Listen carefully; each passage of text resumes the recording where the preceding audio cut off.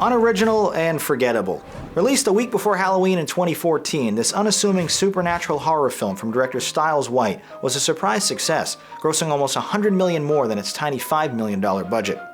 Which is especially impressive considering how universally panned it was. Borrowing heavily from far better films, writers White and Juliet Snowden offer nothing new or exciting in the PG-13 rated plot, which follows a group of aimless, affable teens whose discovery of a stupid board game inadvertently awakens dark spirits inside an old house.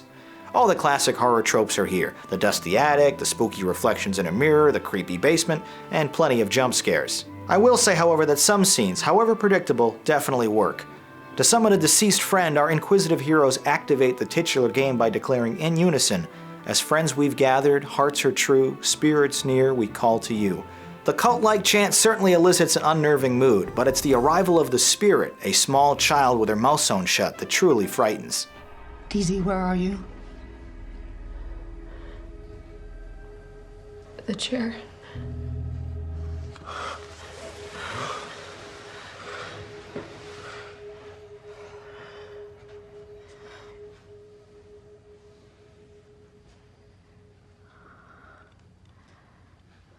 I don't see anything. Guys, I think we should get out of here. Earlier, featured protagonist Olivia Cooke struggles to deal with the sudden loss of her best friend, Shelley Hennick, which provides some nice and effective moments. Sadly, however, this is a horror movie, not an after-school special on overcoming grief. Indeed, a solid 75% of the movie's first hour isn't scary whatsoever. To its credit though, this isn't because Ouija is trying things and failing, it simply doesn't try. The comfortably placed 89-minute film doesn't really turn a corner until very late in the game, and then the remaining developments are quite rushed. Ultimately, the final act boils down to dumb teens flailing around and getting killed by creepy ghosts one at a time, which is structurally more reminiscent of a slasher film than a supernatural story.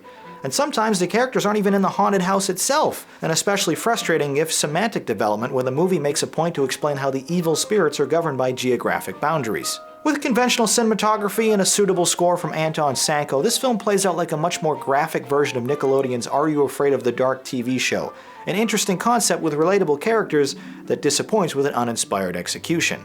For those with a particularly keen interest in board game mythology or low expectations, this film isn't all bad. It accomplishes exactly what it sets out to do, with a sense of unabashed sincerity. Low-budget horror movies are a lot like McDonald's McRib sandwich. They only come around once a year, are far more popular than they have any right to be, but despite the inevitable disappointment, you can't help but give them a try again and again. Speaking of which, let's see what you had to say about it.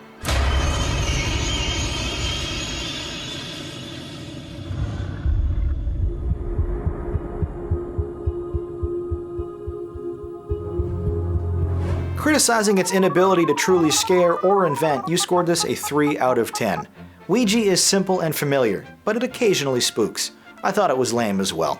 That does it for this quick excerpt, but if you'd like to watch full episodes of Movie Night and submit your own reviews to be included on the show, please visit the Jogwheel YouTube channel.